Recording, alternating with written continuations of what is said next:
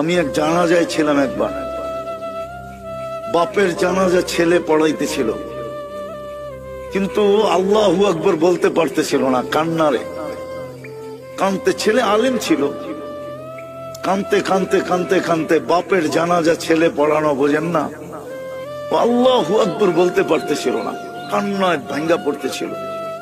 একবার বড় কষ্ট করে জোরে আল্লাহু আকবার বলে উঠছে। জানাজা শেষ, আমার মন বলতেছিল যেন বাবা মাফ হয়ে গেছে।